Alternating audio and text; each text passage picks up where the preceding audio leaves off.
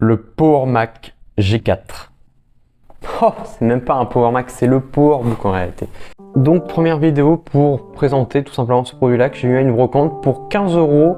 Le vendeur m'a juste dit que normalement il était censé fonctionner mais il avait plus le chargeur, donc j'en ai acheté un sur le bon coin entre temps. Le problème c'est que peut-être qu'il me mytho du coup, parce qu'il disait le matin que ça marchait bien mais étrangement il n'avait pas le chargeur pour me le vendre. Et aussi du coup j'ai vérifié derrière, comme la particularité de ces ordinateurs portables à l'époque, c'est que tu as l'indicateur de batterie sur la batterie. Et là du coup on voit qu'il est mort. Et ça c'est un peu chiant. On peut aussi voir que du coup il est dans un état de dingue, genre vraiment. Pour un Mac de cette époque là, aujourd'hui avoir ça, tout semble bien, tout semble correct. Yup. J'ai vérifié sur internet avec le numéro de série qui est à l'arrière, qui est caché sous la batterie aussi. Et bon, on est sur la première édition, on est seulement à 800 MHz, donc en gros c'est la toute première édition de 2001. C'est pas le top, mais bah, au moins c'est quand même un Powerbook G4, désolé. Il est meilleur donc du coup de l'iBook G4 qui est sorti du coup un an plus tard. J'espère que je ne me trompe pas dans les dates parce que du coup je crois que c'est genre 2001 le Powerbook G4 et 2002 l'iBook G4 qui du coup était un peu moins puissant. Donc celui-là c'était c'était un bon PC pour l'époque. Il s'appelle sur internet on l'appelle petit aluminium juste parce que du coup c'est le petit format de l'aluminium. Il fait 12 pouces et en réalité même si c'est un 4 tiers un peu pour l'écran, c'est vraiment pas gênant. Vraiment dans un bon état encore une fois. On peut voir seulement comme petit défaut, il manque les patins. Là il en manque. Il y a seulement la batterie qui a un patin.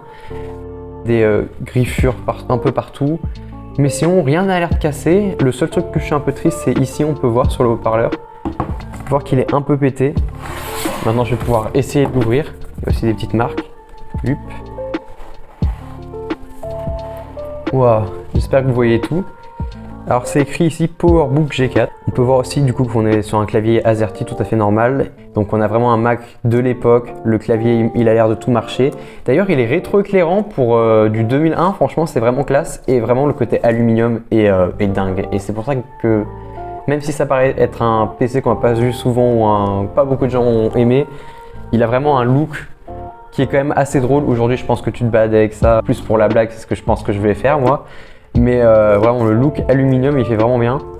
Et le clavier, les touches elles sont grandes et il est vraiment bien, vraiment à appuyer. En plus ça donne un petit côté aéro, un peu vintage. Donc vraiment super clavier déjà. Et quand on le tient en main en fait, bah, on sent vraiment l'aluminium et il a l'air vraiment d'un PC solide. Je sais, je dis PC, c'est un Mac. Bon voilà, c'est la même chose, oui. On peut voir aussi bien sûr qu'il y a des petites vis qui sont pas du tout du Philips parce que sinon c'est pas drôle.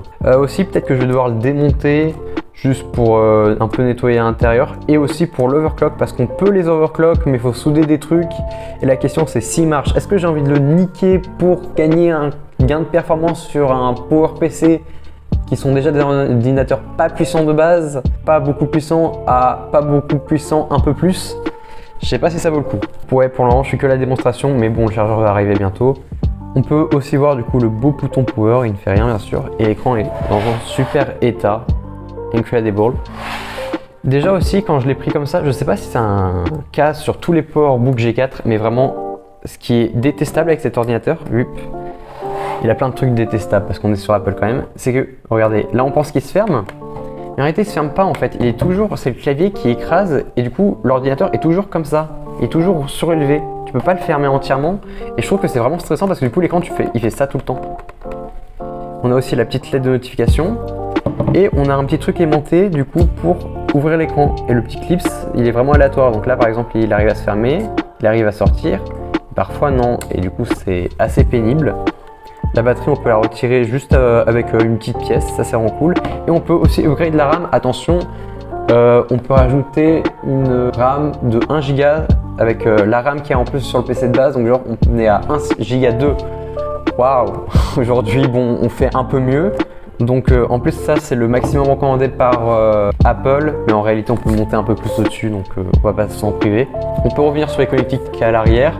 On a aussi la petite surprise d'Apple, parce que pourquoi faire comme les autres quand on peut avoir un câble jack pour le courant. C'est pour ça que j'ai dû acheter sur le bon coin l'adaptateur parce que je n'ai pas ça chez moi. On a un petit Firewire, on a modem, on a Ethernet, 2 ports USB, je pense que c'est du 2.0, un câble mini VGA, on peut aussi comparer parce qu'il y a un modèle qui a le mini DVI à la place. Ça c'est la fibre pour la musique je pense, casque et sécurité du coup. Mais vraiment il a un feeling de dingue. Donc bon, je vais pouvoir bientôt le démonter et puis m'amuser un petit peu avec. Déjà voir aussi qu'est-ce qu'il y a dessus parce que c'est ça qui va être toute l'importance de cette vidéo. Bon bah je vous dis quand j'aurai le chargeur, hein. J'espère que je l'aurai vite.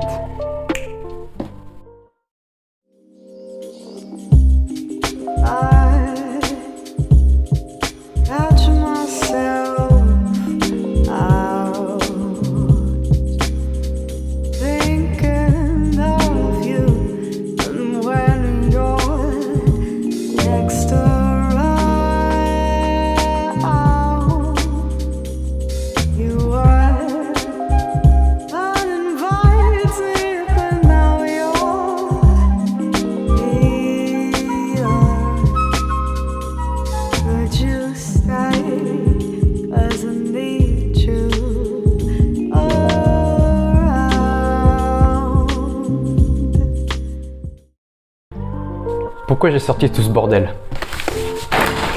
Ok, on va pouvoir ensuite continuer parce que du coup j'ai le PowerBook G4 mais j'ai aussi l'alimentation secteur arrivé tout droit de Le Bon Coin. J'ai caché le truc. Oh putain, non en vrai les emballages Le Bon Coin les gens. Non, je sais que c'est bien, mais je sais que qu'on n'est pas des pros. Moi non plus, je suis pas un pro, mais ça me fait chier les emballages comme ça, dégueulasses noirs. Allez.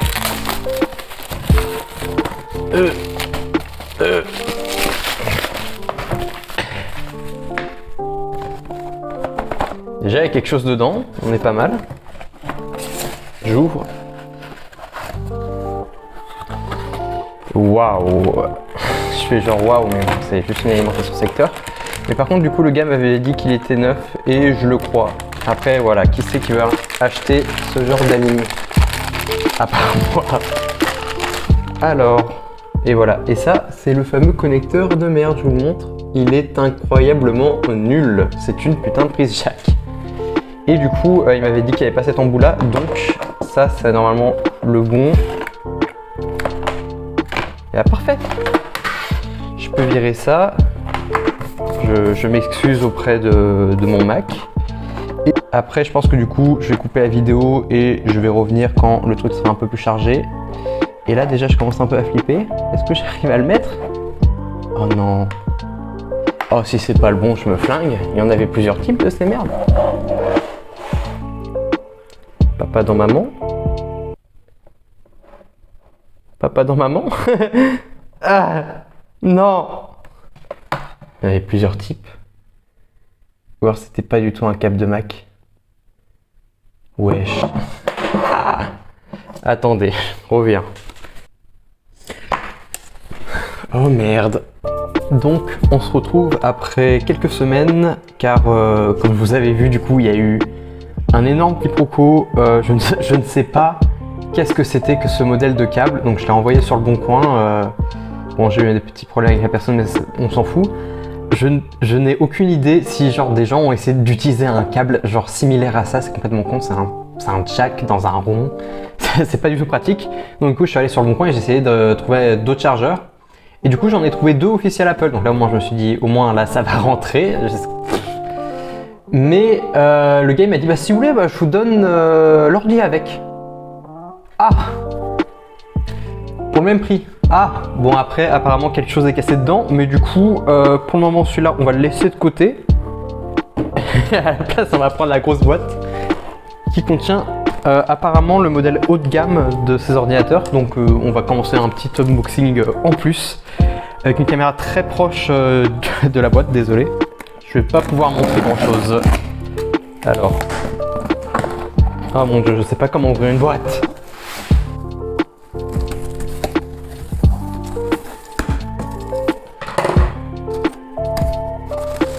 Oh là là. Je me demandais aussi s'ils pouvaient mettre d'autres trucs en plus pour que je le débarrasse un peu. Oh mon dieu, le carton est rempli, mais Waouh! Alors déjà, petit bonus, j'ai de la mémoire vive en plus. Et ça, même pour le petit, ça va faire plaisir, je crois. Ouais, c'est ça, c'est de la RAM en plus. Bon bah, écoutez, moi je prends, hein. Ça a pas l'air d'être de la merde. Ah, par contre, je sais pas si ça va être compatible. Ah si, ça a l'air, mais c'est 1 giga. Donc ça, en plus, c'est vachement bien parce que je crois que c'est le maximum qu'on puisse mettre dessus. Waouh! Ah ouais. Donc là, j'ai carrément une souris Apple en plus. Donc ça, c'est cadeau, même si j'en avais déjà une. Bon, le but de l'achat original, hein, c'est quand même les chargeurs officiels Apple. Et ils ont l'air officiels, donc tout va bien. Il y a les 2 câbles qui vont avec, donc les 2 adaptateurs secteurs, donc européens. Tout va bien à ce niveau-là. Bon, par contre, là, je ne sais pas s'il marche. Et là, en dessous, on le voit déjà. Le fameux PowerBook G4 17 pouces. Apparemment, c'est le plus haut de gamme de tous les modèles. Donc, c'est celui qui coûtait 2500 €. Ce qui voulait mon avis est pas mal. Oh là là, il est incroyable. Je dégage ça. J'espère qu'il n'y a rien d'autre dans le carton. Ah ouais. En plus, il est incroyable. Il est dans un état incroyable pour 10 €. Est-ce qu'on prend pour 10 €? Oui, je crois. Est-ce que tu peux faire le focus? Merci. Il ne tient même pas dans l'angle de la caméra. Waouh. Oh, il pèse son poids par contre là de mort. Oula, il est un peu de traviole. Ah non, ça c'est le transport, je pense peut-être. Là de l'autre côté, ouais, on a un port pour mettre les cartes PCI, un seul USB. Oh, j'ai l'impression qu'on dirait qu'il y a moins de ports sur celui-là, mais je pense que du coup ils sont de l'autre côté. Ah ouais, c'est ça, ils sont de l'autre côté. Waouh, on a même port PS2 là, à quoi ça ne sert, je ne sais pas. Oula. Ah, par contre, ça a l'air un peu poussiéreux. Par contre, ouais, l'état, il est dans un état incroyable. Allez, la mise en point, tu peux faire. On essaie d'ouvrir. On va espérer qu'il n'y a rien qui est pété, aucune touche, rien, pas l'écran. Oh mon dieu, il est... Ouf, le clavier est un peu... Mais par contre, qu'est-ce qu'il est beau. Attendez, par contre, là, je viens de remarquer un truc. Je comprends pas, peut-être que c'était à l'époque, Apple, je ne sais pas. Donc, on a bien un clavier AZERTY, mais on voit que les touches sont pas du tout bonnes, je comprends pas. Alors, du coup, c'est un AZERTY, mais je sais pas, peut-être du latin, un Apple latin, je ne comprends pas. Essaye de démarrer pour voir. Ça ne marche pas.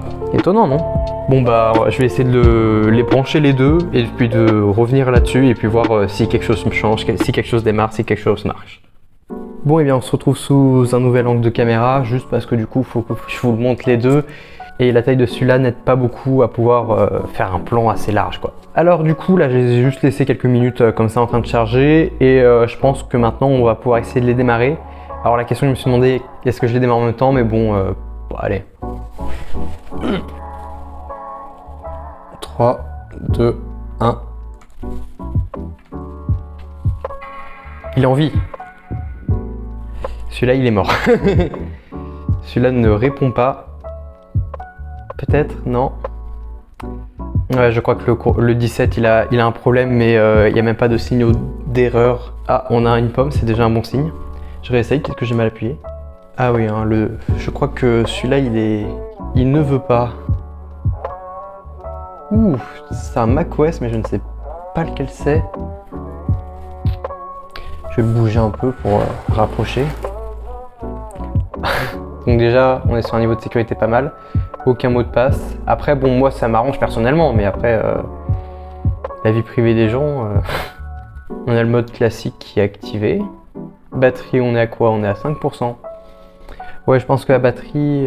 Ah non, 2h25 c'est chargé. Ok, la batterie n'est pas morte, c'est bizarre. Ah.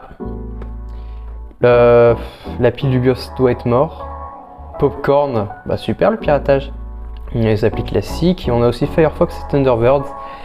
Et là, ce que j'ai extrêmement peur, c'est que Thunderbird, c'est-à-dire qu'il y a une messagerie dessus, et généralement les messageries, on s'amuse pas à changer le mot de passe des messageries, on les garde les mêmes pendant des années.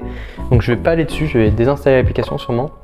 On a 2 utilisateurs, je crois. Ah non, on est juste post. Bon bah, on est à post. À propos de ce Mac, voyons voir. Oh, je suis très mauvaise langue avec ce PC, il a déjà 1 Go de RAM, donc ça c'est gratuit, c'est offert. Par contre, bien sûr, c'était le tout premier modèle et c'est le plus bas de gamme en fait niveau processeur. 867 mHz. Bon après, un PowerPC, je vous rassure, c'est lent de base. On peut pas trop changer ça. Est-ce qu'on peut éjecter le disque pour voir s'il y a un CD dedans. Il n'y a pas de CD dedans, ok, au moins ça c'est fait. Je pense que je vais le mettre de côté, je vais le fermer pour l'instant. Oh, et du coup il y a la petite animation dessous. Et on va essayer de se reconcentrer sur celui-là pour voir si vraiment il ne répond plus de rien ou... Il y a aussi une LED ici pour dire la batterie et tout ça, et là il est orange, donc ça ne me rassure pas, ça ne me dit rien qui vaille. On va essayer d'inverser les câbles entre les deux ordinateurs. L'autre câble... Ah, ok. Je crois qu'il y a ce chargeur-là est mort. Il est orange comme ça, je vais vérifier, mais je crois qu'il est mort. Hein. Au moins la batterie a l'air de tenir sur celui-là, ce qui est déjà un bon point. Est-ce que je pourrais revenir sur le PC s'il vous plaît? Est-ce qu'il dit qu'il charge? Ok, il a l'air de dire qu'il charge toujours, et là ça a l'air peut-être un peu mieux. Là ça a l'air d'être plus lumineux, j'ai l'impression. Donc il faudra essayer. Je vais essayer de débrancher la batterie pour voir si elle est amovible, et puis si on peut essayer de le démarrer sans la batterie, ce qui marche sur certains appareils, certains ordinateurs portables. On peut cliquer pour voir, oh, il a 2 barres, donc ça c'est déjà bien, c'est-à-dire que la batterie n'est pas morte complètement. Bah oups. Oh par contre ouais, l'écran est tellement lourd qu'il tombe en arrière très facilement. Par contre on peut le démarrer comme ça. Ouais, j'ai pas l'impression qu'il aime beaucoup. Après peut-être qu'on est de très mauvaise langue et puis c'est juste la NVMe qui est morte sur les Mac. Mais je sais pas si ça fait ça sur les PowerBook ou seulement sur les processeurs Intel. Donc ça sera le moyen de tester.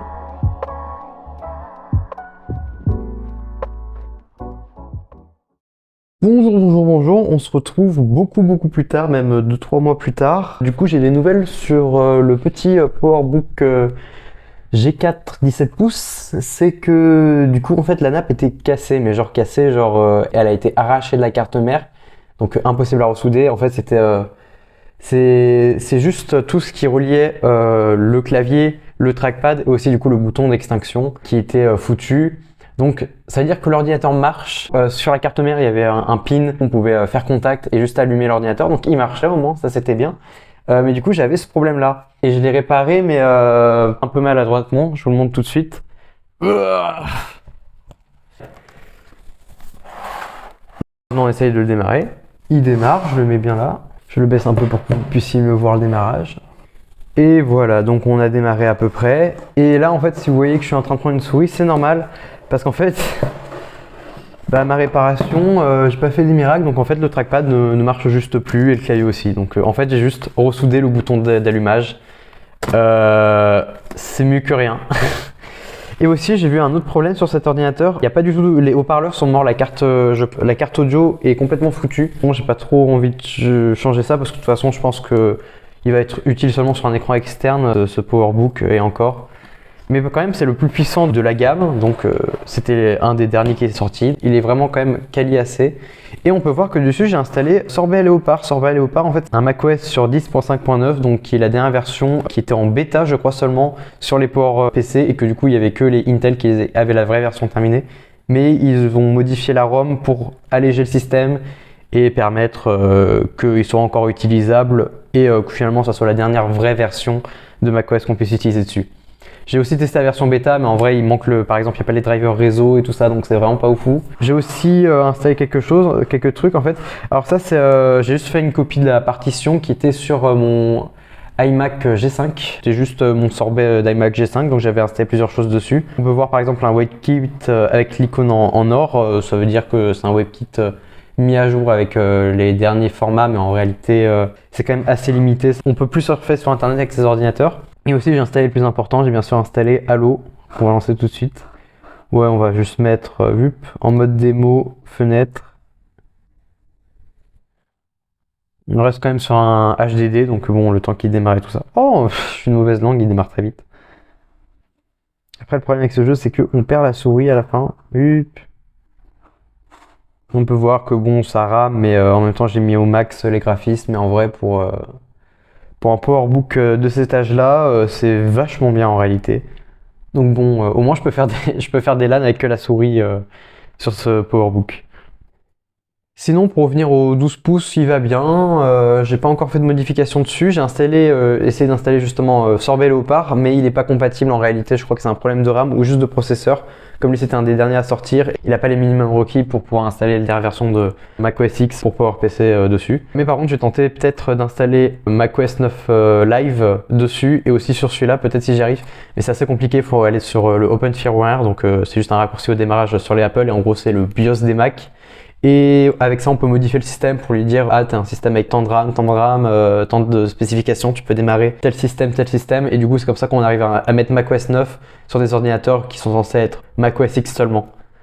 Donc, ce sera drôle à découvrir. Et puis aussi, sur un ordinateur moderne, avec en plus Internet, le Wi-Fi, le Bluetooth, etc., c'est quand même un avantage certain.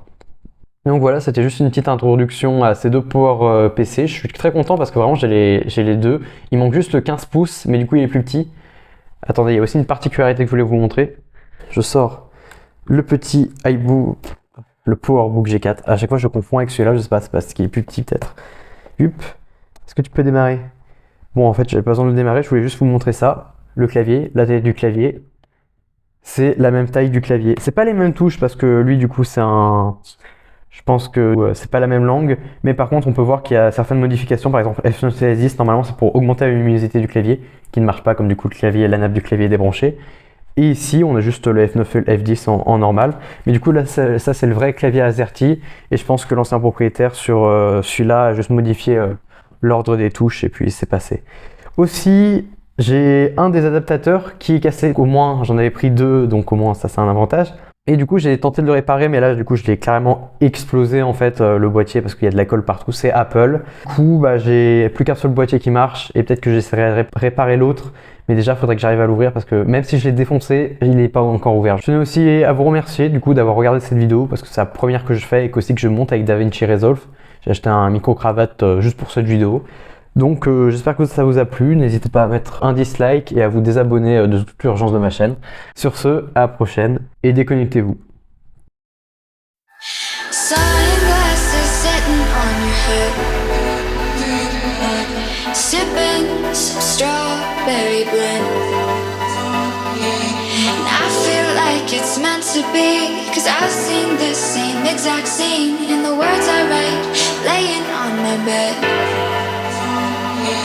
You humor me and it makes me feel so special.